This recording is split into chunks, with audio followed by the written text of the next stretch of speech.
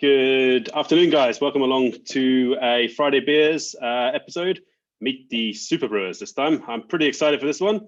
Not maybe so excited about talking about soup, but more excited about talking about beer, but we can get into to both of those. Currently, I'm drinking the Octo Ale still from RHBC.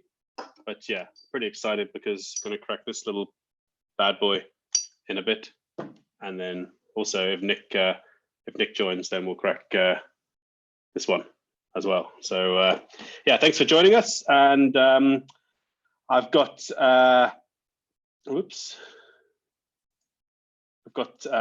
Bruce here, Fraser, and Niall from RHBC, Fraser from Frasers Folly, and Bruce from Stellies. Hey guys, welcome along. Hello, thanks for joining me. Cheers. How's everybody? Very good, yeah. And Nick should be joining at some point as well. He's just running nickily late. So guys, last week we had Andre from Woodstock on talking about how he started turning his brew house into a soup kitchen, and talking about like getting the legalities of it sorted with the mayor here. And then obviously, I think just as that was happening, Bruce, you and Nick were also you just started when you were on the show the last time, and then Nick started. We received our first veggie order while we were on the phone. That's right, the big bucket of veggies showed up. Yeah, so how's it been going? How many batches have you guys been doing? We were doing 2 a week, and we dropped that to 1 a week, and that's just because of the availability of the people to distribute at the schools. But as of next week, we've now ramped up to 3 batches, and potentially twice a week 3 batches, so up to 6 batches a week, because we've managed to secure, thanks to some generous funding from our friends at Vaneland Homebrew Club, have donated us 2 flow bins. So we are now up to 3 flow bins. So thank you very much. Big plug here for the Vaneland Homebrew Club, probably growing their membership by the day. And yeah, got lots of funds to help us craft brewers who can't make money. That's awesome. Is that those big 1,000-liter flow bins that you put all the soup into them, right? Exactly, yes. And then it gets distributed out, yeah? Correct. Oh, that's awesome, yeah. And Niall, you started up not so long afterwards, and how's it been going your side? I think it was 2-3 weeks ago. I did my first batch. It was horrible. It was so bad. Ours was pretty rough too. Our first batch was a mission, so you're not alone. Did you manage to get yours out the kettle? Yeah, so our first and our third was a manual removal. Yeah. But we've kind of realized what we need to avoid that. Yeah. I had a 5-liter bucket, was the only thing that could get into the top of my kettle, and I had to bucket out 450 liters. By hand. That's worse than us. Rough, Yeah, we were also doing like the well system. We know what it's like to collect water in Africa now. Yeah. So yeah, literally we were the rope and everything. No, it was rough there. But no, that's well overcome. No, we've changed the connections to our tank now. Nick thankfully donated us a pump, a water pump, so we can pump it nicely. And yeah, everything's fine now. We're gonna do our first double batch on Sunday. Sure. That was nice. Nick. He's currently driving somewhere. he forgot. or there's a lack of communication somewhere, maybe from my side. We actually just got away from the whole thing of having to worry about bucketing stuff, because we're using a lot of meat, because we got donated so much meat, and my business partners on the farm in the conservation area, we have a lot of game that they have there. So we've been shooting a lot of game, and then we've been making the bones into broth. So that's quite easy to do. We cook that for like 12 hours on the mash tun, and then pull it out, just take the bones out and stuff like that, and then use that for a base for like a stew, basically. But yeah, it is a pain a little bit, but you figure it out. Yeah. That's actually what our biggest problem was on our issue was the bag that we were using with the bones in it was actually the agitator decided to eat the bag and then disperse the bones into the soup. So yeah, that was a big problem. But again, so you guys have been brewing with you've been making a bone broth, have you? we have That's awesome. Our soup goes straight from literally we start at 5 in.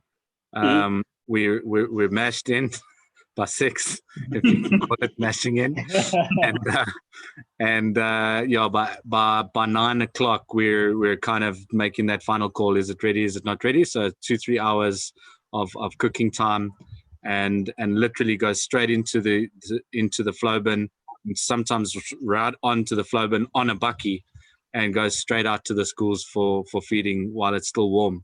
Nice. It does get decanted into smaller vessels at certain places, and then they reheat it. But yeah, our instruction to our partners has been we want it consumed on the day, so we don't have to be worrying about food safety and anything like that. We follow the same protocol, so we ask the guys when you need it ready. In the 2 communities we're sending it to, and they pick it up. We make sure it's finished by a certain point, and then it's still warm, like you say. But also, if we're going to spend money cooling things down and heating them up, then it just doesn't become, we're not making anything out of it anyway. But just to save on everything, basically. You can't, you can't produce it for the right cost for, Well, we get donations. We're lucky. Yeah. We've got a whole group of amazing people that have started this, and we're lucky to be involved in it. So we're getting a lot of stuff donated as well, but we found the logistical side of it, the dispensing side of it, very tricky. We didn't particularly want to be involved with that side of it, especially because we don't want to put our staff in that sort of direct contact with that many people. Fair enough, yeah. We can produce it. We can do it much more effectively than somebody with 20 pots on a stove. So we're happy to do that, and we can facilitate that. We sort of tried to work now with the municipality and see if they can take over that side of it. And we also found that there's a huge oversupply in some areas, and there's a complete lack of supply in other areas. So it's we need help in terms of coordination of that. So we're hoping that the municipalities can help with that. Yeah. No, that sounds good. Yeah. So Trevor says that Potters are going to start brewing soup in Grayton next Thursday, and Steph, who's working for Dimitec now, says that they did a batch of soup at Parliament as well. So yeah, it seems like it's definitely taking off, and obviously, the ruling this week that it can't be illegal now is a bit of a relief, I'm sure. For the whole move to centralize it. I think it was. I think the ruling was. I think the DA won their case. I'm not sure actually. I read something about that this week. I didn't even know about it. So. Well, somebody obviously thought that it would be a good idea to try and make it not legal to feed people. I don't know how to say that without sounding insulting, because it's yeah, exactly. Yeah. Context, don't worry. Hello, Tracy, and hi to Heather. Heather is David's wife, and they are in Manchester driving. Tell David to go to Track in Manchester, Track Brewery, Heather. Hello, Heather and Dave. Hi guys. I think Dave's still got some of your Acre Stout. It's amazing. Not yours, but your recipe. His homebrewed version of your recipe. Yeah. I'm dying to try the latest version, Dave. I know, right? We could have had some at Falls and Ferns this year. Yeah. Would have been pretty cool. So Neil, what are you drinking there? It's that West Coast IPA I spoke about last time. It's like all I have left to drink. No, that we've got the label now. The label's awesome. The sample label. Cool name. And what is the name? Stay Present. Oh, cool. Very cool. So yeah, level 3 will be on the shelf. Let's hope so. Hey, what do you guys make of this announcement by Mrs. Zuma today? I don't subscribe. What is it? Yeah, don't know. She wants cigarettes and alcohol to be pushed back to level 1. Because when you smoke is all.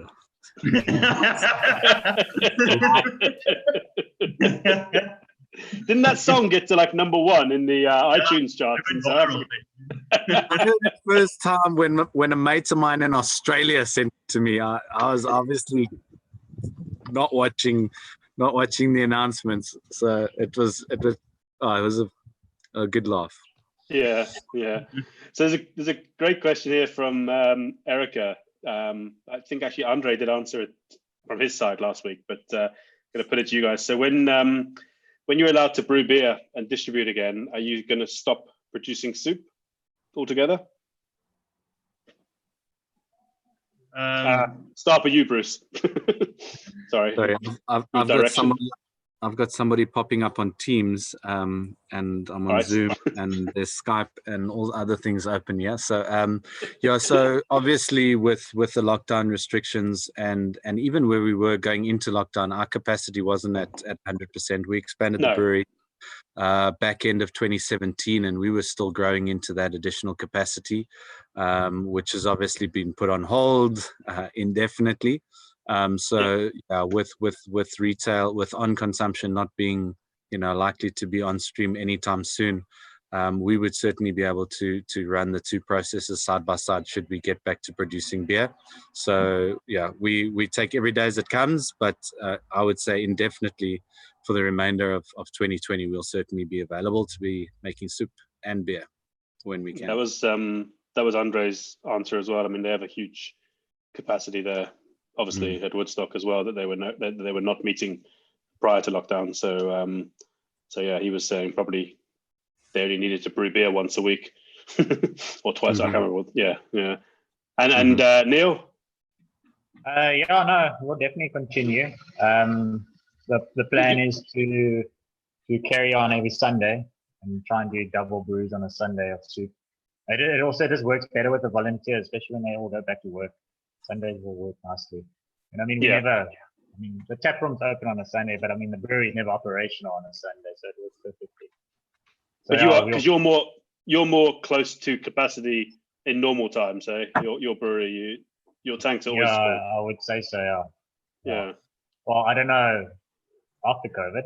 Let's see. No, but but in normal time before COVID, it was quite tight, but to be fair, you don't really need any fermentation space. It's really just the brew house. Unless you're brewing every day, you should have a few hours here and there to be able to throw in another soup. And how does that clean up? Sorry, Fraser, I'll come back to you. But how easy is it to clean? Like caustic wash, done, simple. Easier than cleaning water out of the kettle. Yeah. It's no problem on the vessels. What does get to me? I went into the brewery the other day, and we don't actually bring volunteers in again to try and keep the numbers down in involvement. So we're really getting our staff in to do the cutting. And we were actually cutting on the day, and it was really slowing us down. So we decided to do what you do in brewing. You mull the day before, and you come in early, and you mash in, and everything's mulled. So we try to do that with the onions, and oh my gosh, the brewery smelled so bad. Just with a bench of onion in the brewery. And then today I went in, and I personally love the smell, but not of onions. But some people absolutely can't stand it either. But today the brewery smells like guavas, because we've got a farmer from Wellington who's popping in and every week giving us 100 kgs of guavas to supplement. So shout out to Paul Rue from the Guava Farm. Thank you very much. So now the brewery is just smells like guava IPA. It's quite amazing. Ooh, rather than oniony hoppy, yeah? Yeah, the onions are terrible. And Fraser, from your side, while I pour your barley wine here. As long as we've got funding, at least 6 months in terms of keeping going with it. Longer if if we've got the funding. You know, we can't. You know, we'll have to see. But same thing, we can do both. It's not a problem. There's a lot of stuff that needs to happen in, I think, the next couple of weeks. Do all the right stuff happens, and then we can be a positive, you know, be a positive influence in the community through that. But we'll just have to see. I'd like to keep doing it. It makes sense to do it. Tell me about this beer. Well, that's the 17 brandy cask finish ale. So when I moved here in 2010, I had Innocent Gun years before, and I was like, well, I've got to make something like that because they got so many brandy barrels here in South Africa. Yeah, that's a stave. Yeah, it's part of the barrel. We so cool. Such a pain in the arse, believe me, but it's worth it. But yeah, no. So we started with that, and then we started with 2 barrels, I think, and then I kind of divulged my barrel source, unfortunately, but we are able to get them every year, basically the day after they empty them. So we've just gone on with it, and we've refined it. You know, going barrel aging stuff, and obviously doing a lot of the sour stuff has taught me a lot just from being hands-on with it. So I think every year it's just got better and better and better. So hopefully we can continue. And it can be something that's, you don't see a lot of brandy barrel aged stuff. Obviously bourbon, you know, whiskey, all that kind of stuff is more readily available because they use the barrel so much quicker. Bourbon they have to, don't they? They have to use a new barrel every 3 years and then it's out. So most of those barrels go into Irish whiskey production. Irish whiskey is predominantly bourbon or Scotch. Whereas the brandy stuff they have here is, I mean, we have barrels that we got from them that are 40, 50 years old. So, but they've got all that character in them. Brandy, I was gonna say the brandy character really does come through. Eh? I mean, like it's not a wood character. You know, we definitely lost points in competitions because you say it's wood or wood aged, and it is, but wood doesn't have any more fucking wood flavor, really. It's got no, for sure. Flavor. That's what's in there. So yeah. We sort of toyed with adding some oak alternatives in there. You know, this year. We spiked it with a little bit of heavy toast oak when we were in tank, just to give a little bit more perception of oak character, and it also rounded the beer out quite nicely. Because that those vanillins in the wood, right? They disappear quite early on in spirit making. Well, anything. I mean, I would certainly use. I mean, coming from the wine industry, we wouldn't use anything more than 7 times, 8 times, maybe. If you were lucky enough to get it new. I mean, very rarely people buy new barrels in the wine industry nowadays, unless you've got a huge estate that wants to throw money away. Mostly second thought. Or they get a whole load of Brett in their barrels, and then it's amazing. Eh? And then you can. I look for those barrels. I said to the guys, I want the Bretty ones. It was find them for me. But the problem is the sellers don't want to let you know when they've got Brett in their cellar. Burn them fast, don't you? Yeah. I'm like a Brett Beagle. Like I can just get Brett on wine straight away because I love it. Sometimes winemakers don't like it when you say, "Oh, this is Bretty," and bullshit, and they're like, "Don't say that." So did you have that wine of Rory's this year? I think it was a Sauvignon Blanc, wasn't it? No. So that one has a nice bit of Brett on it, and I was like saying to Rory, like you know, like I don't know how to say this, but like it's really nice. Like the Bretty character works really. It's like it's the terroir. Okay. Yeah, that's what the French say. Yeah, but it's awesome. Like it's that different, like it's that difference you get in wine that you don't always get, or you don't never get in like a bottle you buy from the supermarket, for instance. You know, it's what stands it out as a craft product. Brett can be, in wine, Brett can be a component, you know, and make things more complicated.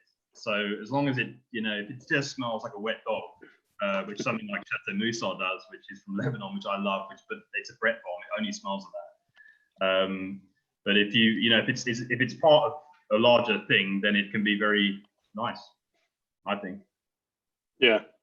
Just when it gets out of control. Some sellers will keep one Bretty barrel and then use it in blending, bring it in as a blending component before bottling. Yeah. I don't think there's anything wrong with that. And obviously we want it for the sours. So like for our sours, all our base stuff is very Bretty. And then we've got maybe one that's very acetic, and then one barrel that's very acetic, and then the others, we don't have a lot of lacto in the barrel. So not, or whatever strain of lacto we do have is very mild. It's not like sour. It's very, very mellow. But you could always add more lacto to up that if you wanted, for instance. Yeah, but it's nice to have all the barrels. We've got about 40 barrels of sour now, so we can blend within that to get to the base of the raspberry, so which is nice to have. I might have to call out there soon. Yeah, we got one with blueberries. It's nice. First barrels that we did with the fruit inside because we were so worried about oxidation. We've learned how the guys over in Belgium do it and don't lose color. So, oh wow!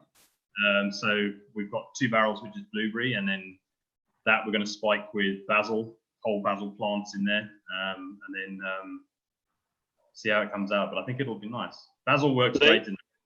So do they add like stuff that you would add to wine, like metabisulfate or something like that to it to help out? Fair enough. You got an aloha there, haven't you? In the spirit of sharing, yeah, pretty much. If you sulfur the fruit before you put it in and crush it, right, then it'll keep its color. Remember, the sulfur will dissipate over time. But the worst thing you want to do is crush it without any sulfur. Then it'll just lose color within 3-4 days, and then. Because it's losing color through oxidation, it's also the flavor compound will change because of oxidation. So you want to try and keep the fresh flavor as long as possible. So yeah, if you get barrel aged sour, sulfur the fruit to some degree before you put it in, and then you should be fine, I would say. That makes a lot of sense. So far, it's been in there for like a year and it's still got color. So it works in the wine industry. So yeah. Did you say you had an aloha there at some point? Yeah, I'm gonna have it in a minute. Tell us about that one, Bruce. That was a collab, eh? Yeah, it was a collab. We've got another collab with Fierce that's sitting in the tank. We weren't able to release it because it was due for fools and fans.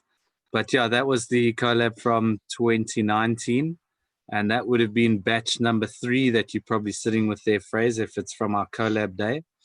And yeah, so that's probably pushing October, November last year. So I'll be interested to see how it's tasting and how hazy it remained. I'm sure it would have cleared. I'm sure it had cleared somewhat in the can, right? But it should maintain. The flavor still be there. The flavor should still be there. But yeah, maybe just watch out for gushing. Did you brew the same beer with Fierce this time, or did you brew something different? No, we did something completely different. So they've got a beer that you've probably heard of called Have a Break, which is a wafer ale. Kit Kat. Yeah, Kit Kat, exactly. It was their slogan, yeah. Yeah. So we brewed that with them, but we changed it up a little bit. So it's got a bit of the wafer, but it's got a little bit more sweetness to it, maybe a little bit too much sweetness, but it's a real dessert kind of beer.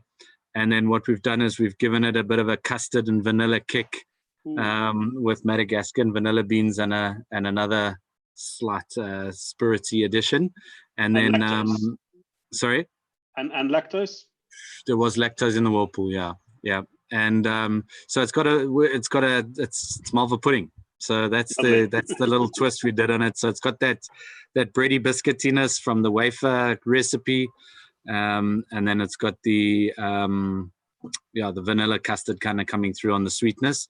And then what we also did on the day was we did mix it up a little bit. We put a lot of cocoa husk and cocoa nibs into the brew as well. So yeah, it's got it's a little bit of a chocolatiness going on as well. What sort of ABV did it come out at? No, 5. Okay, cool. Yeah, very. The idea was that it would be end of summer, but not quite a winter beer. So it was, not really a warming beer. Yeah, but it's fine. But we want the sweeter palate. We had 28 this week in Cape Town. Eh? Yeah. And brace yourself. It's coming. Next week is winter. Yeah, I heard 6 and 7 and 16 on Tuesday. I'm happy with that. I'm over summer now. Give me summer. The Englishman in me. Neil, Trevor's got a question for you. Yeah. How did you manage to distribute your soup? Were the local politicians helpful? I don't know. I stayed very far away from them. But do you, yeah. Yeah. Okay. No, I was saying that we partnered up with Love Story. They in NPO in PE. They do a hell of a lot of getting food out to these the poor communities. And I mean, they're doing about 20,000 meals a day. So 20,000. Yeah, 20,000 meals a day. Wow. So we using their infrastructure, so it's helping a lot. We're not having to worry about distribution. They're handling it for us, and we can just focus on. So they come and collect. Yeah. They come and yeah. So we at the moment we're putting them into 25 kg drums and flow bins, but the idea is to get them all very used to using flow bins. Yeah. What's your capacity on your mash tun again? Well, I'm a little bit different to the other guys in the sense that I'm electric, so I'm using my electric kettle. So I do everything in the kettle, not the mash tun. Right. Which has caused a bit of issues because the elements and not being able to agitate the vegetables has caused a bit of scorching. But thankfully now with a water pump, we've been able to mix it up quite nicely, and that's stopped that. But I've managed to max it out. I normally do like a 600 liter brew, but we've maxed the soup out at 850. So you really go like no headspace. And I mean, it doesn't foam or anything like beer. So 850, I'm going to try and do 900. And then, do double batches. So 1, 8, 1, 9. So then you're filling a flow bin and some extra. Yeah. And there's a couple of other guys that aren't part of Love Story that come with buckets and stuff. And just all those two. Whoever wants, they must just come. Yeah. That's very cool. So you guys have had to learn. I guess you didn't really learn when you were in Ireland how to make soup in a kettle, eh? Oh, can't say I did. Learning all new tricks and ways to make it work. Maybe it'll make you all better brewers at some point, eh? Like there'll be some tricks you've learned that rub off on the. Never know. When you hit a wall, a door opens. Yeah. Just waiting for the soup IPAs to come out now. I at least know how to brew with cumin now. Yes, I'm sick of cumin. I'm so sick of cumin. But everybody's using cumin, eh? Andre was saying last week that the only reason they're not using cinnamon is because his chef doesn't like cinnamon. But you can use yeah. I got some cinnamon for Sunday's batch, so I'm very keen to do that. Yeah, I like cinnamon. But the cumin, I think, especially with me, I'm not doing a bone broth or anything. It's just vegetables. So at least the cumin gives you like a perception of meatiness. Yep. Neil, you guys won't know, but Neil, all this work you're doing with butternut squash like I am and spices might come in handy for what we were going to do. Yes. Winter beer. Pumpkin. A crash course, so we're going to get it all ironed out now. So when we start. Yeah. Oh yeah. You're gonna have to. We can bring in like the select volunteers that are very proficient at pumpkin carving. Yeah. We'll ship them in for the beer. There we go. We put ours in a wood chipper. They just put them through a wood chipper.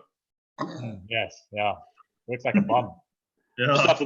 Just after the oak's gone through there to get a bit of an oakiness. Sorry. I've got about 200 kilos of tomatoes in the mash tun right now. You should make a tomato wine when it's all over, Fraser. I've heard they're really nice. Can't think of anything worse. Well, for me, something worse would be a pumpkin beer. That's like my. Although you made one like 3 or 4 years ago, 2 or 3 years ago, Neil. That was actually like drinkable for me. Yeah, because I put too much ginger in it.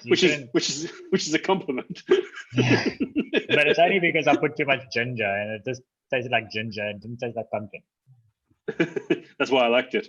My wife made a pumpkin pie like years ago, like when she was still studying, and it's still like that one dish that I just like it's the worst thing she's ever made ever. Like, and she studied patisserie at pastry school, and but this thing like still turns my stomach to think about the thing. So pumpkin pie, pumpkin ale, oh No. Pumpkin fritters, A good one can't be beat, Mark. Come on. Well, maybe I haven't had a good one, but no. Maybe with some beans on the side, Fraser, it might be all right. Yeah, there you go. You're missing the baked beans, right? I mean, pumpkin's a savory ingredient. Don't put it in beer. Don't put it in pies. Just roast it and have it with a roast. And I challenge you to say that when you've tried Karen's pumpkin cheesecake. Oh, Delicious. Okay. All right, deal. I like cheesecake. This is lovely, Fraser. I hope it's all right. Not umami at all. It's not really a 4:30 on a Friday afternoon kind of beer, though, Mark. Seriously, you always take it up. You got to do it like me and Bruce, and we did. It's got to be pre 10 a.m. You're another candidate for that. Oh my god. You need a nap on the stoop by 11 a.m. Fraser, people come to beer festivals just to meet you. What's that? I say people come to beer festivals just to meet you. I don't know why. And yet we can't get him to agree to attend Fools and Fans, eh? Like our attendance would double if Fraser attended. Well, they'll hear me. I can shout it loud enough. I'll laugh loud enough, and people will hear like, what the hell's going on? People used to hear me in Grace by from like halfway across the town and know I was in the pub.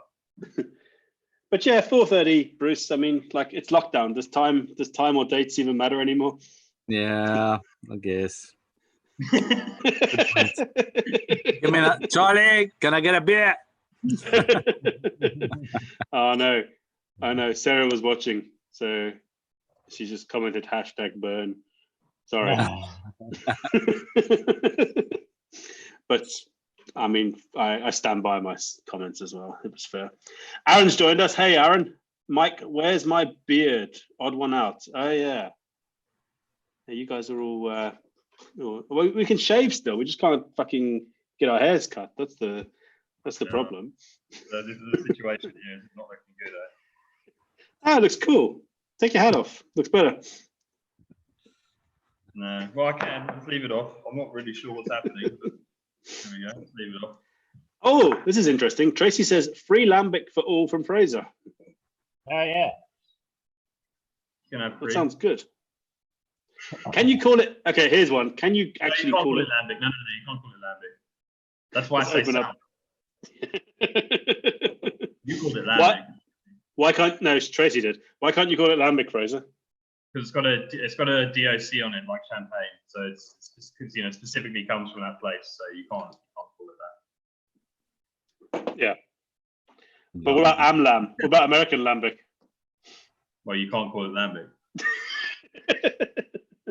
Same way you can't call it's lockdown. I can call it what I want. Yeah, do what you want, man. In your own home. Nick's not here. Nick's not here in body, but my glass is empty. So you're gonna finish that. Yes. I thought I was drinking glass. You just clapped that brandy glass. That brandy glass was amazing, man. I drank it like beer. Like when you have to get a knife to open a beer, though, like I suggest not a butter knife. Man, clearly, while you figure that out, I'm gonna get I have a butter knife. Oh, I'm gonna get a beer as well. I don't know. This is actually working well, eh? Your suggestion was a poor one, Fraser. This is the best knife for the job. Right. I just needed Nick. I needed Nick to tell me about his Zork here. Oh, that's very cool. Yeah, it's a Zork. Yeah, you're right. That is a Zork. I'm getting barnacles all over the place. So what's the story behind putting wax? Is it really just to piss the customer off to open the thing, or is there another reason for it? Yeah, that's pretty much that's what we aim to do is just to piss people off. I thought so. Yeah, I remember I pissed you off. We want to make it, dude. At the way. Oh shit, Nick. It's a gusher, Nick. That looks Crazy. alright. It's fine, eh? It's just a bit. It's very lively. Been in the ocean, mate. Ah, does that affect carbonation? No.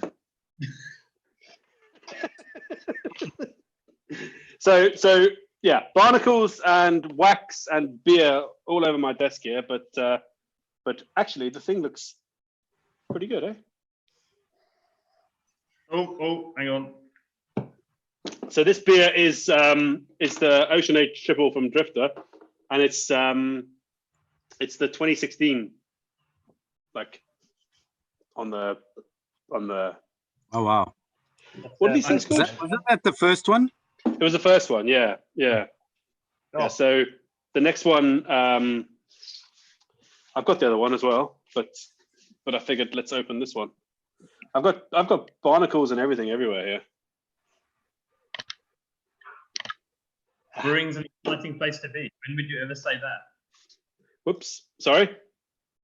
I said brewing's an exciting place to be. Like the only time you'll say that is if you're like out fishing and stuff, and not by now. So that's quite an unusual thing to say on a beer program. Yeah, man. I don't know. When are tap rooms and stuff going to be open again? Because that day is sorely missed, where we can actually just like visit you guys and chat about beer. This virtual shit is getting old now. You know, I'm bored of. Early on, it was great fun having these beer chats on a Friday over Zoom and opening up beers, but you know, I want to see you guys and hug you guys. And Should I go now, Mike? Are you saying I'm boring or not? Not allowed to hug.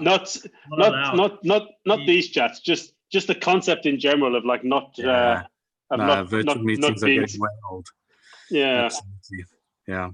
Like early on, I think people were talking about how business is going to change as well, and like you know, like going to conferences and all that sort of stuff is going to change. But I mean, that's like you sit in these, and I'm going off beer a little bit, but you sit in these like business meetings and you talk to people, but that's not where relationships are formed. You know, like I've been over to like visit our customers in the States and in Europe, and you know, you sit in these conferences and like you're all professional and stuff, and then afterwards you go out to the pub with a guy for a beer, and then you form a friendship, right? You know, that's when you like either like the guy or you don't like the guy, and if you like him, then you have way too many beers, and it's a friendship, and those people leave the company, and I still talk to them now, you know, but these virtual meetings are not.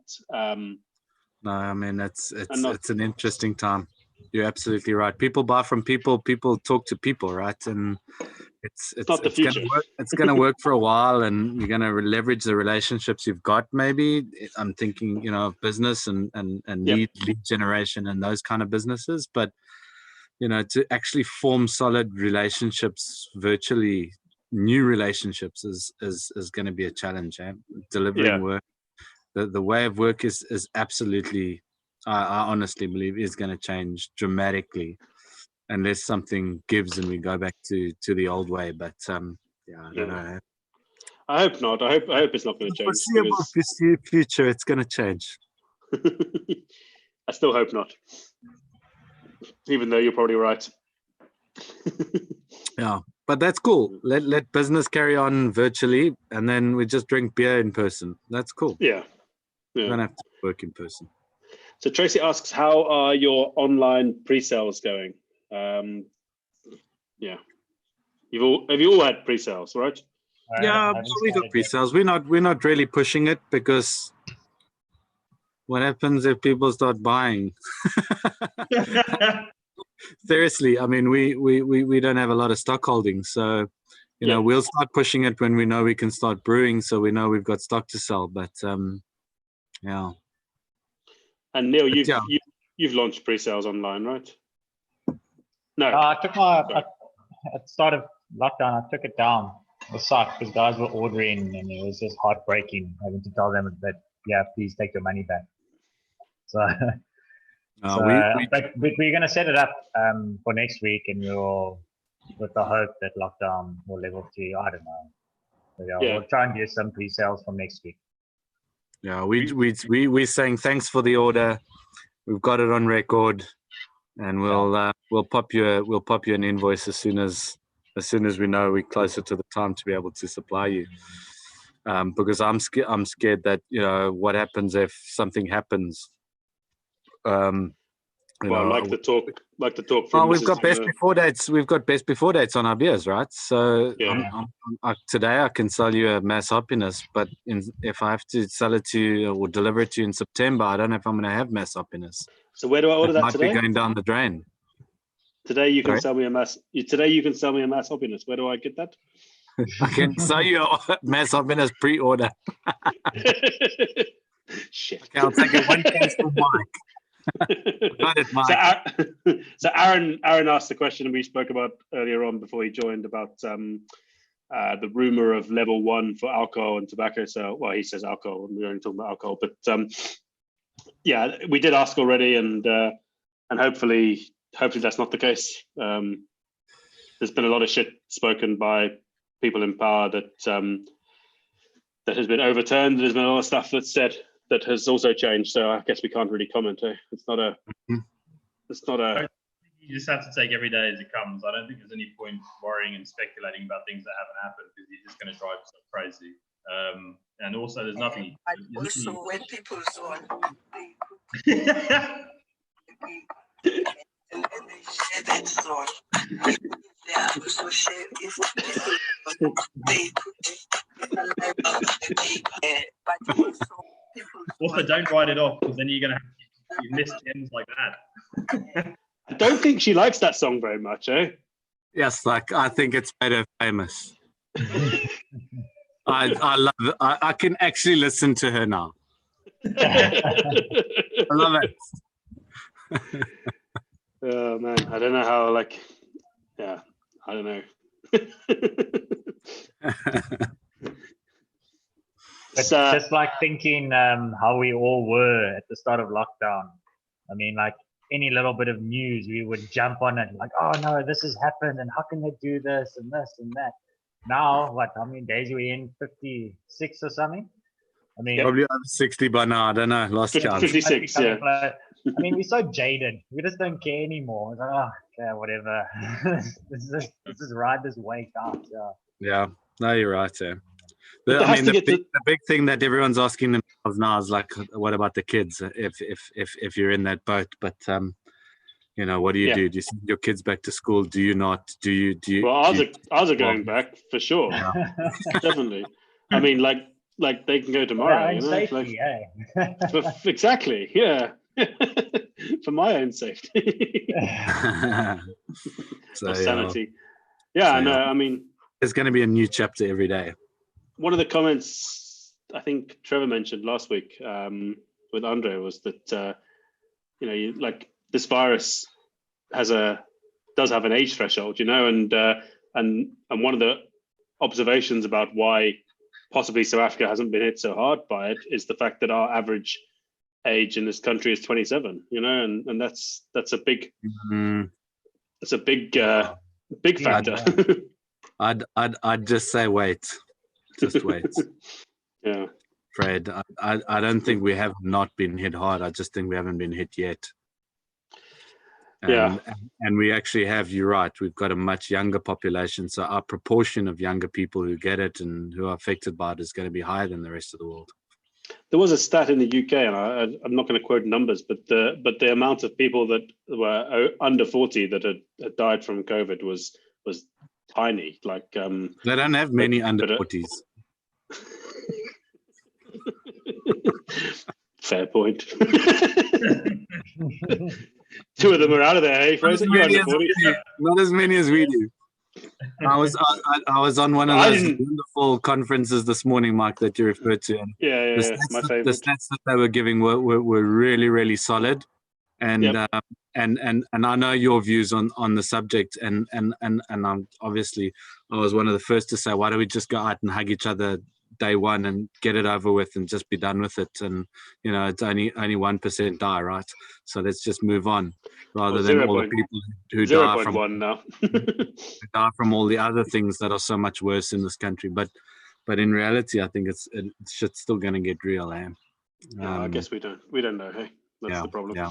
But yeah, I didn't realize our population was that young, though. That was my point. No, No, I that's didn't know. Actually, very interesting. Massively. Yeah, which is also scary in its own right, but for other reasons. But yeah. Let's talk Any- about something other than Any that. questions? Any questions about beer, guys? Because otherwise, I'm going to get into a political I- debate I- about. I have a question. Not a beer Yeah, question. yeah. So everyone's like taking up hobbies and stuff. Have you guys taken up any new hobbies? Yeah. Sourdough. Yeah. Sourdough. Sourdough. Right. Michael, Mine's not a new hobby. Mine's an old hobby that's been rekindled. Trommeling. Oh, birds. I just had a birthday, and I'm quite a twitcher, so I've been rewarded with the beautiful It numerous is birds. trommeling. Bruce, we need to get you back brewing pretty soon, eh? We live in a beautiful part of the world, and you must see the bird life has come like as a result of lockdown. We have, seriously guys, I'm going to be serious now for a minute, so just hear me out. We have African harrier hawks, we've had rock kestrels, we've had spoonbills, unbelievable wildlife that's just come here. We've had check this out, Google this, guys, a striped polecat. Ever heard of that before? Is that It's a not bird? a bird. It's not a I was bird. going to say. It's a cruel name for a bird. Fauna and flora and bird life. A striped polecat. Really, I've seen these pictures of African like skunk. cats. Yeah. So What no is it? crazy stuff. It's beautiful. That's I pretty make cool. I make a mean mozzarella now. Hey. You're making mozzarella. That's very cool. I'm also No. a curd. Hey, You- good nerd. Where'd you get the buffalo?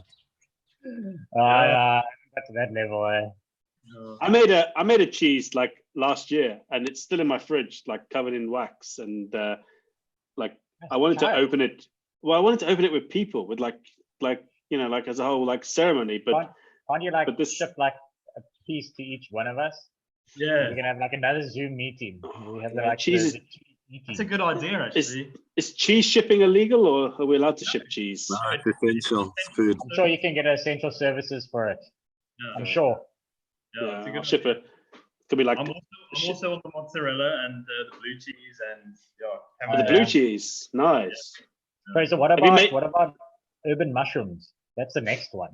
Oh, la, I don't. la. You and me are born from the same cloth. I've got a guy up the road in France. He's got these logs with all these crazy mushrooms. Like his, Yeah.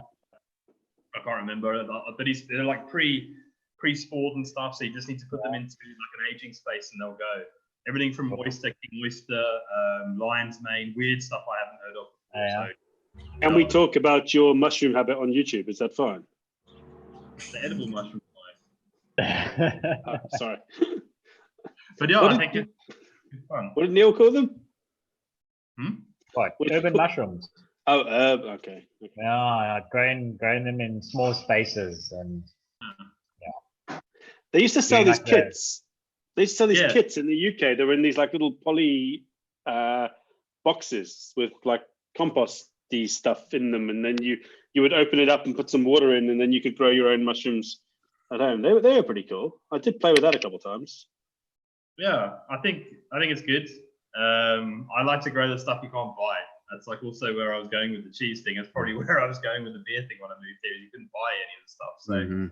Yeah. I think at some point it becomes, well, if you're somewhere else you can buy it, it's just not worth doing it at home.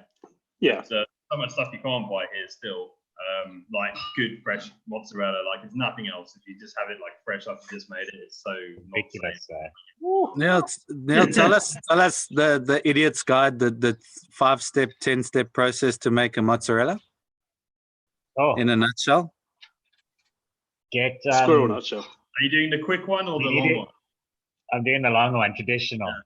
No, you have to no. go traditional. Yeah, no, you got it. Yeah. No, Is it's, it- I think the without first boring hurdle is anyone. you need good milk. I'm You curious. can't do it without good milk. So you need to find a farmer that's willing to sell you raw milk so that you can pasteurize it yourself so you don't homogenize it. You can do like a low temperature pasteurization. And it The needs Camp Hill to- in Cape Town sell raw milk, eh? Is it? I think so. It's illegal though. They used to sell it at Justenburg as well, but that's illegal. Yeah, they're not allowed to anymore.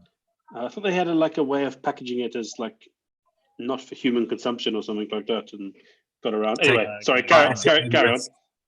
Yeah. The raw milk, high fat content. So like Jersey cows, if you can't get buffalo, or you can't get buffalo, it's in Jersey. Lots of fat.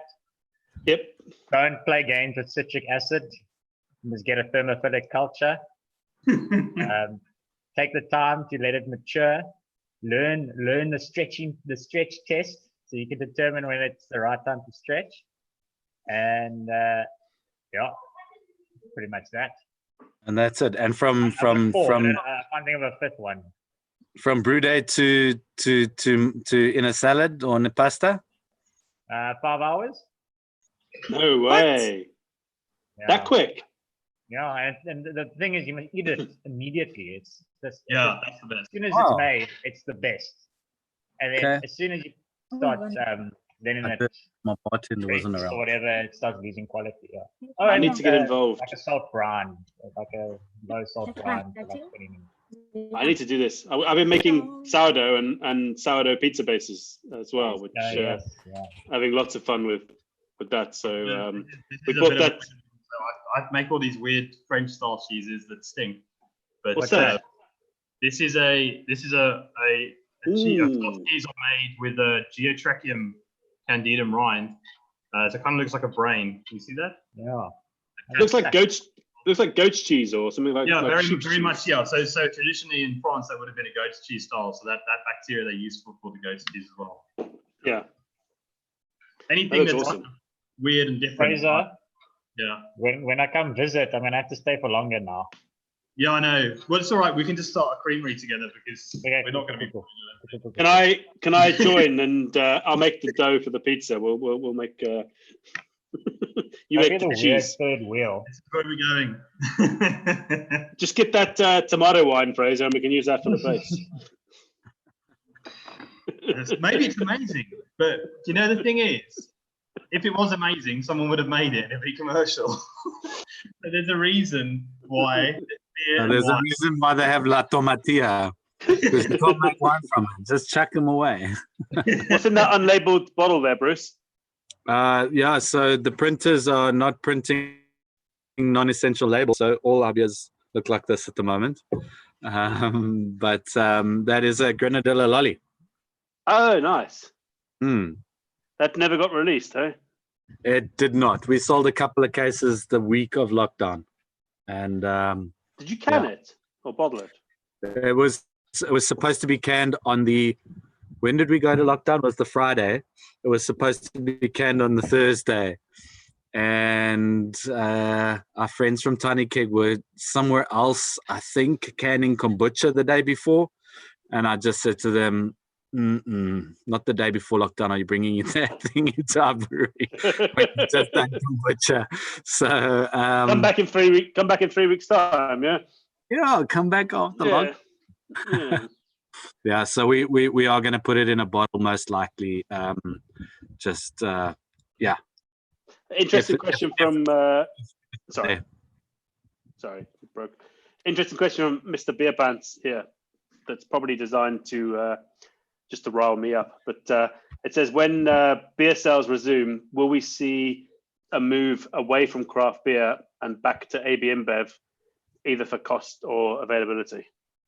I think so. You do? I see. I don't.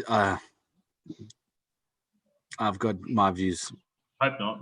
So I don't believe it. I mean, it depends how they release it. I think if they say this week that on Monday, next week you guys can go out and you've got 3 days for 3-4 hours to go and buy beer, that I do think people will try and. I mean, I suppose they'll limit quantities, but I reckon everyone will want to fill up their garage in case things go to level 5 again. So. When you try and fill up your garage with 4 packs of Stellies versus 24 packs of AB InBev, you're probably going to try and go wall to wall, fill your garage with pasteurized long life beer. So there definitely will be an element of that. But I've got a funny feeling that people will support locals, people will support the small guys. I think a lot of people have come to know, maybe not the majority, but understand what it is to look to brew your own stuff, and it'll bring a whole new world of beer. It's not going to happen overnight, and it's not going to happen the first week of lockdown. People are going to want to quench their thirsts. So there will be a rush out to get mass beer, but I don't think it's going to make the 1% that craft beer currently occupies drop to nothing. I think the 1% will got better chance of becoming 2% after lockdown than going to 0. I hope so, yeah. Especially with all the home brewing that's happening now. Like there's more appreciation, I think, for making beer. That's maybe Absolutely. Maybe a big positive, yeah. I think from my little bubble that I live in, I hope that nobody supports corporate businesses anymore after this, and everybody supports the local guys. I mean, like the people in this lockdown that have benefited the most are the corporates, like the Discems and Pick and Pays and Woolies of the world, and they've had that little share. Now we need to fuck them and go and find your local butcher and your local brewer and your local vegetable supplier and go and buy from them, because no, but I mean, like you laugh, but it's right. I mean, like these guys are not benefiting society. These are the guys that don't pay tax anyway at the best of times. They avoid it for the most they can. You guys have no way of avoiding it. You guys contribute to society. You employ local people, and that's who we need to support. And without ranting on about my beliefs. A comment on that. I was absolutely blown away. I contacted my person that I deal with at SARS recently. Yeah. And she was asking me why I haven't paid my excise. And I was like, no, but there's been this payment relief for excise and all of that whole story. Yep. And it's like, no, but she couldn't understand that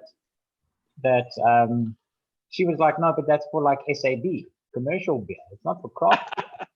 I was like, no, but why can't I get the payment relief? I'm the one who needs it the most. She couldn't get it around her head. Yeah. But the irony of the excise relief was from April and May. Yeah.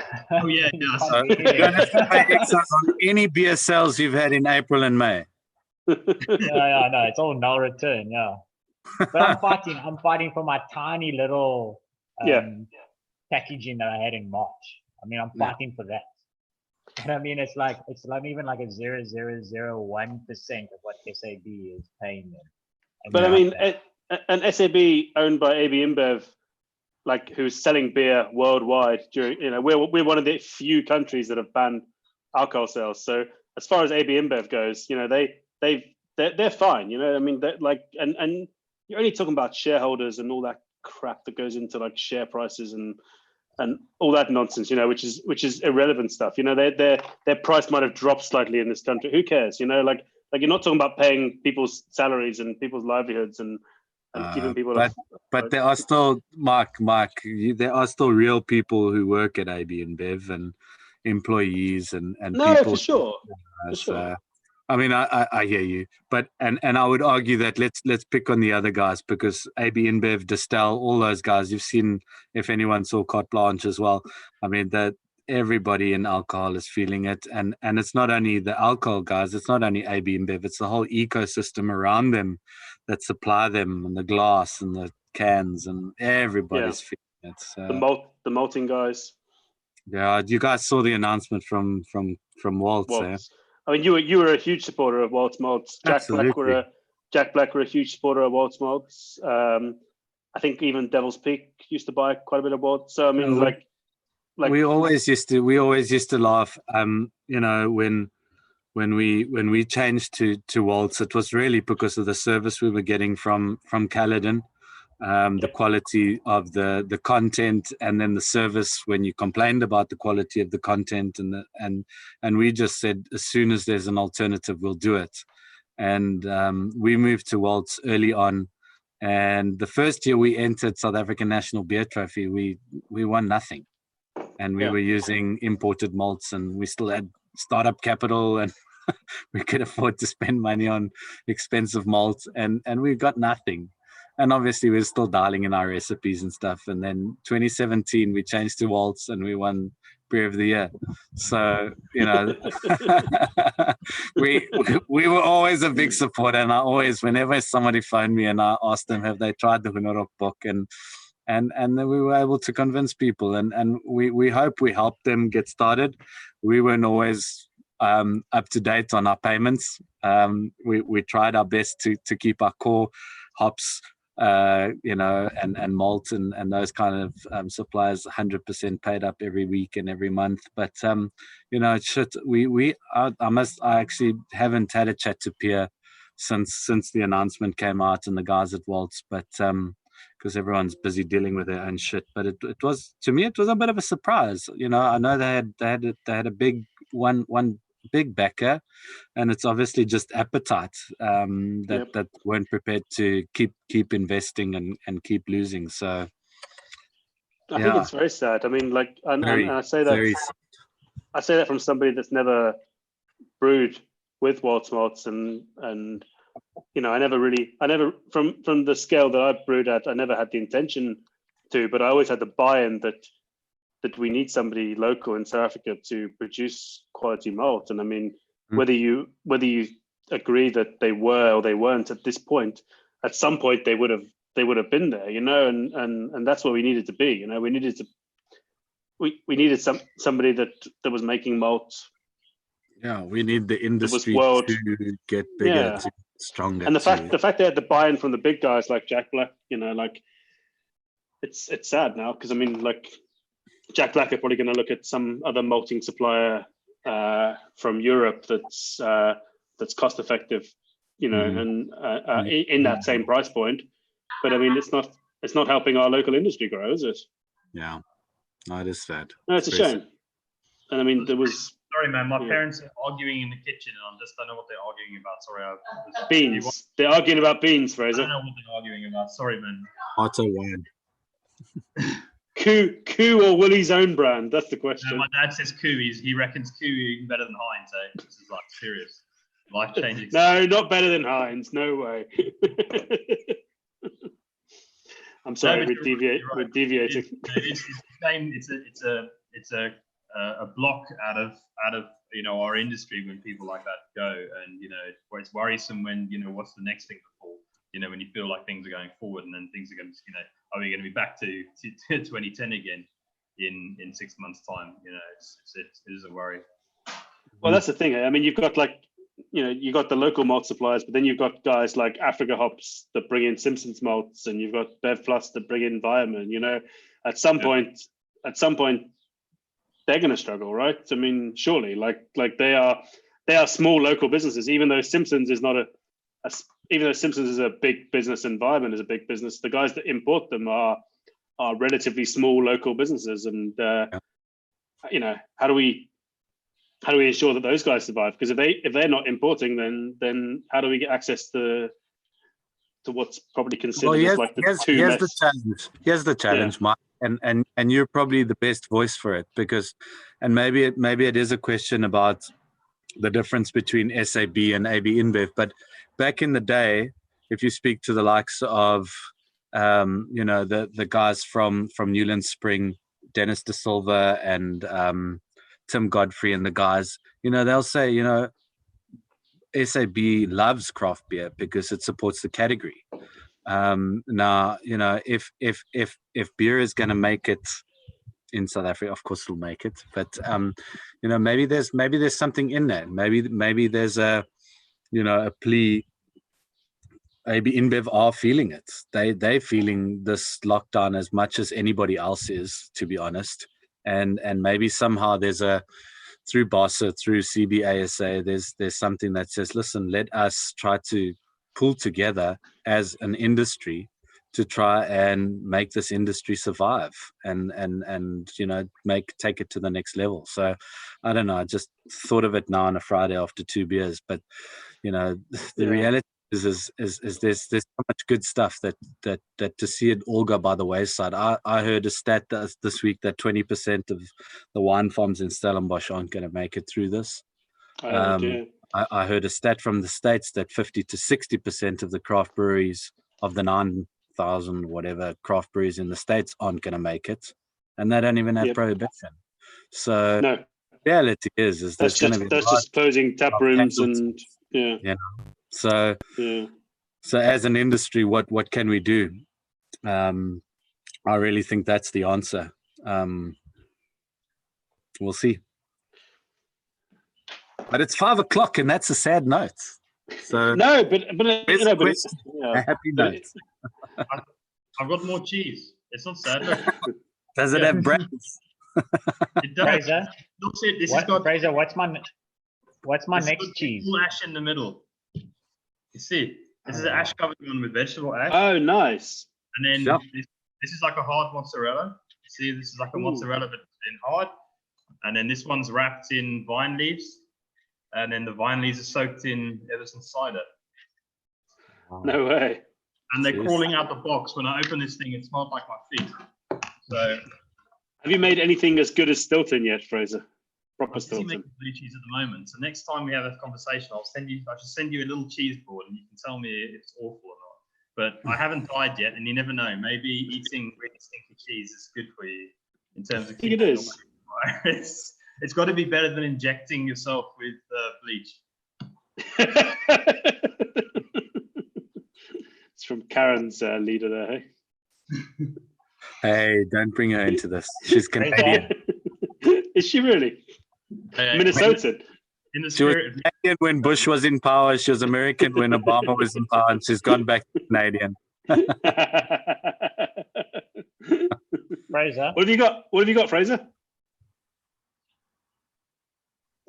Hey, thing is Nick's not here.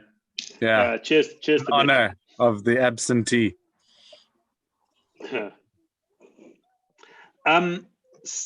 Spore Spot. Brendan says he gets all his spores and mushroom substrates from them. where? Spore Spot. Oh yeah, I'm gonna go have a look. Neil, I've got the real connection. Don't worry, brother. I'm going to hook you up. I'm sure I've pronounced that really well. He's Yeah, getting I'm some coming. crazy. Fraser, Yes. now that I've hit mozzarella, I'm happy with my mozzarella. What's the next cheese I need to go for? See, mozzarella is difficult to do. I haven't got it right yet. I've done better with the other stuff, but I have. It's taken me 60 days to get it right. Yeah, well then you All see of that's lockdown. just do it until you get it right. Yeah. Maybe a soft cheese like a brie, Yeah, or like one of these. Camembert. Yeah, something like that maybe, or no, I would go with that actually. What about Yeah. cheddar? The only thing you're going to come across as soon as you got to age, temperature and humidity become a much bigger factor. You need some sort of like fridge or something. Yeah, but it's not Okay. the end of the world. You'll have something you can use. But we can chat later. Nobody wants to. Yeah, I'll give you a call. No, talk cheese. Yeah, it's interesting. I think it's very cool. Yeah. And I probably never would have started, but it kind of goes hand in hand. There was two things when I left England. When I came to South Africa, I was either because there was no good beer and there was no good cheese. Yep. I was like, okay, I'm going to do one of those two things, and I went straight into beer. So I was kind of after 10 years. We'll be 10 years old this year, in August, and I was sort of like, well, I can get to that point. Hopefully, the business is going well, and I can do the cheese as well. So I'm just doing the cheese. I just don't know if people will be ready for the stuff that I. Well, you know. So we have some we do some work with some like a very big dairy in South Africa, and he also like invested a lot of time into making like cheese, and these guys are like big. They're in like supermarkets and stuff, and like 2 years later they released this vintage cheddar, and it was a complete flop. And he was like, I'm never getting involved in cheese in South Africa again. The guys want yellow Gouda or yellow cheddar. That's it. Like there's no like, and they're both. And he says like they're both the same. They come down. And he's like, oh, that's the Gouda. That's the cheddar, you know, like. Yeah, it's got the colouring in. Yeah, same. Yeah. I think the problem. Yeah, I think coming from Europe, you're exposed to a lot more, and from a young age you're exposed to a lot more. Whereas you're not here. But having said that, if nobody champions it, nobody does it, then how's anybody going to know any different? So it's the same with the beer, yeah. The same thing that I guess all of us have done with beer. And look where we are versus when I moved here in 2010. It's a completely different place. I remember shopping from beer keg or something. I can't remember in Joburg, and there was like 3 types of hops, and then like maybe like USO5, and then maybe some like basic malts and stuff like that. So look, from there to now, it's obviously a different. So I hope it'll get there. I just don't know. People can be a bit scared sometimes, but yeah. But these new guys coming into home brewing due to lockdown are very spoiled with choice of ingredients now. Oh. So when you go down to the shop tomorrow and you see all the tomatoes gone, you'll know why. That recipe's gone viral, dude. Revolutionary. Mark, have you made any more seltzer? What's it? Hard seltzer. Hot seltzer. There we go. Have you made any more? No, man, it's not a drink I enjoy. I had what was considered a really good one in the UK, and it was shit. And it's not, like it's just sparkling. It's just alcoholic flavored sparkling water. You know, like it's. But I wanted huge trend to that in the States, eh? No, massive, yeah. Oscar Blue started, Bud Light salsa and Bud salsa and all sorts of stuff. It's massive. No, I mean I appreciate it's very popular, but it's not for me. Like it's not a drink like that. It's, I mean, like you pour it in a glass, it looks like a flat thing of water, and then like you have a sip and it's sparkling, but like it's, I don't know, it's just. Are there any craft guys doing it? Was that a craft one you had, or is it more mainstream? In the UK, it was a craft one I had, yeah. But I made one. I did a recipe for one like early days of lockdown on this channel with like brewers with baker's yeast and just table sugar. Like all the recipes I'd seen online were American ones, so they all used. They didn't use sucrose; they used the other one. Help me, dextrose. Yeah, and obviously, like most of them used USO5, and then like so.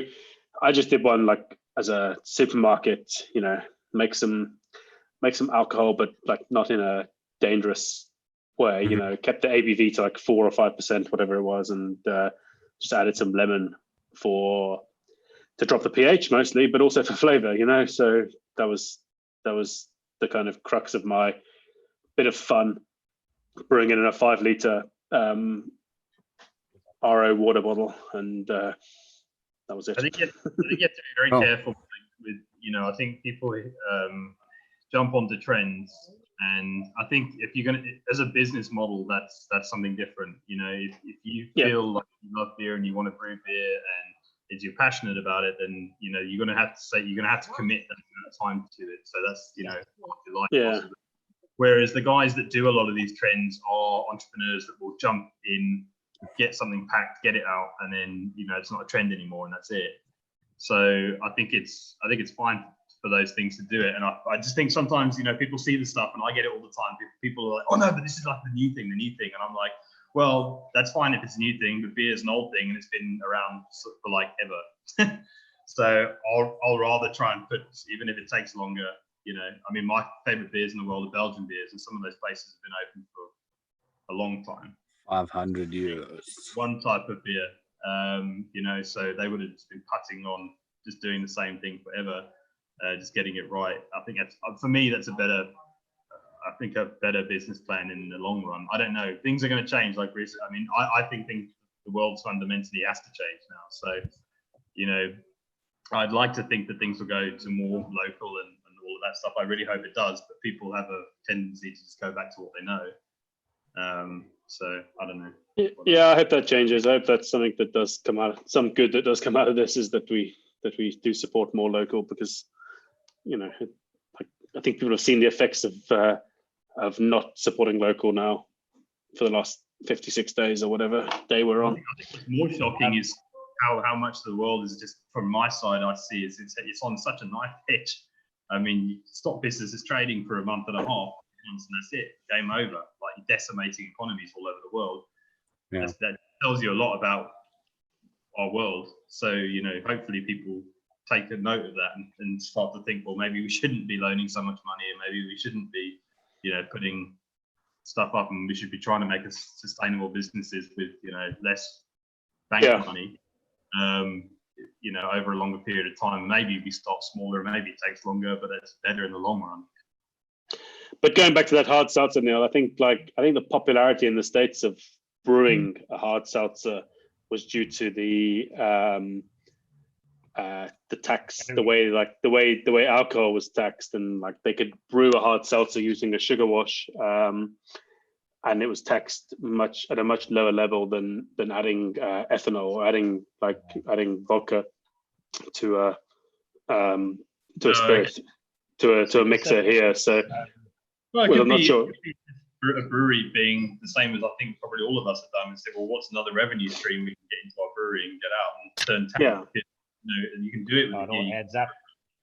Yeah. So there's very little difference between that and your Jane Doe, except for the fact that you don't brew your Jane Doe. You're using alcohol and carbonated water and flavoring. Yeah, sorry. What are you trying to say there, Mark?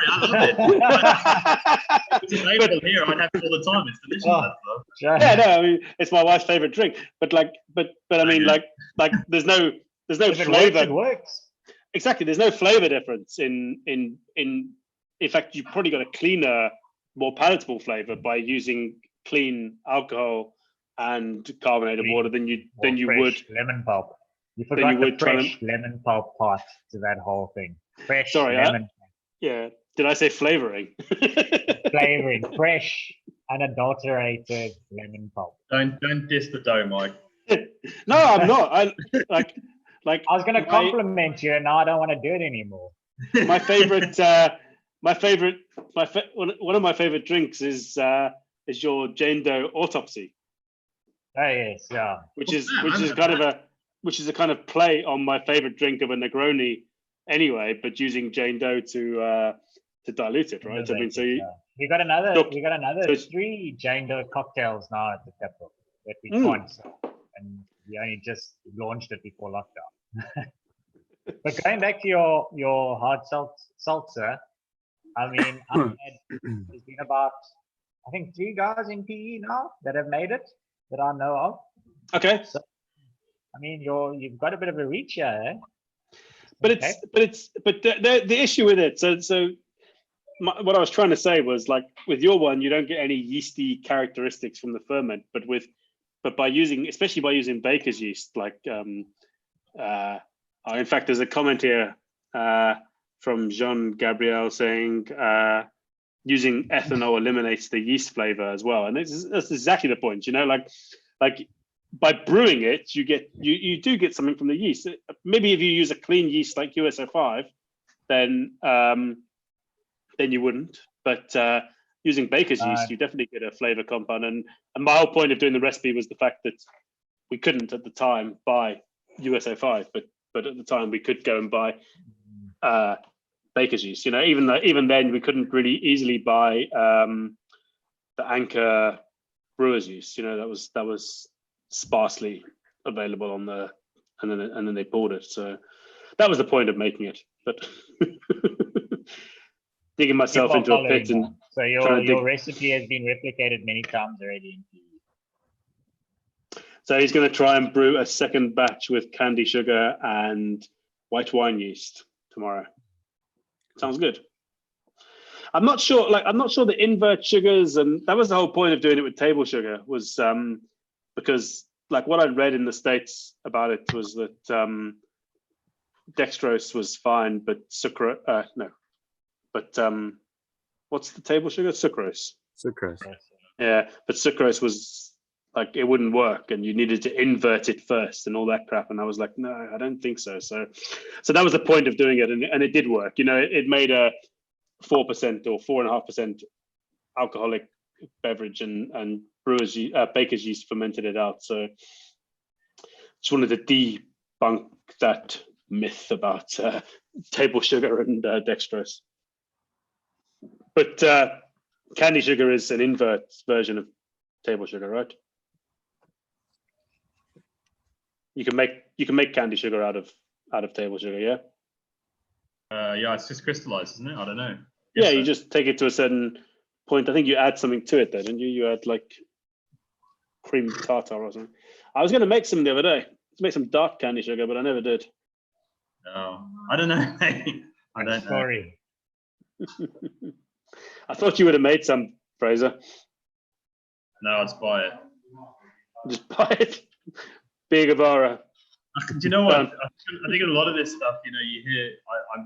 I do stick my head into books and into brewing, and I have been obsessed with it for a long time, and I still am obsessed with it. So you do start to pick apart rumors and pick apart nonsensical stuff, because at the end of the day, the guys that make beer want to make it as simply and as possible without as many steps. So if you really look at the Belgian brewers in particular, and you say, oh, again, they use Belgian candy sugar, they don't.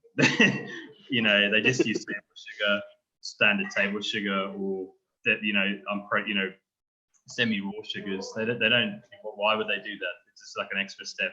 They don't. Yeah. I can tell they don't. So I'm not sure where that myth came somewhere, and someone was walking around the Trappist monastery and saw a bag of it hanging around that probably been there for 30 years and thought that's what they use. But they just use table sugar. The Cam here, Cameron Gray, says he wasn't trying for a hard seltzer. He was trying to push a Belle Saison, and achieved about 19% ABV with white sugar, Nutravin, and Belle Saison yeast. Not impossible. I'll sort your lockdown out. Yeah. Good. Yeah. So that proves how high it can go. Oh, it's 19, eh? Sure. 19, yeah. But that Belle Saison yeast is. That's insane. That stuff. That Belle Saison yeast is amazing, eh? Yeah. It's like Fike. Yeah. Talking about Kvike, have you guys done much with it yet? Played with it at all? No. I'm very curious to give it a bash. I brewed a barley wine with Kvike yeast during lockdown. The Lalamund, you know, the dried one. And it was great. Eh? Like it just like it was fermenting. I don't know. I checked it after an hour and it was bubbling away like mad. So it was fermenting like between pitching and an hour later, somewhere in that short amount of time, it was already going. And 3 days later, that's 13% barley wine was done. Nuts. But I will age it for a little bit because it is a barley wine. American barley wine, Fraser. Sorry. All right. You came from the British style anyway. All the Sierra Nevada came from British stuff, so it doesn't bother me. I like the idea of the American one where you just throw more hops in. It just sounds better to me. Yeah, well, it's just what the Americans do. Supersize it, man. Donald Trump it. Put a wig on it. DT barley wine. Yeah. Right, guys. I think we're going to wrap it up there because we've gone way over time, and I've stolen loads extra of your time. Awesome. And I'm that was awesome. I'm a Fraser's barley wine and a Ocean triple in, so it's probably not very coherent anymore. Anyway. Thanks, Mike. It's been great. Thanks for joining. Appreciate your time. Thanks for the insight into the soup side of things as well. We didn't really get into 2 minutes. I will. I'll pop a link in the comments to your collective donations efforts for that as well. Awesome. But Awesome. Yeah, thanks for joining, guys. We will we'll see you again on Friday next week. But until then, take care. Cheers. Cheers, Mike. Cheers, everybody. Cheers. Thank you.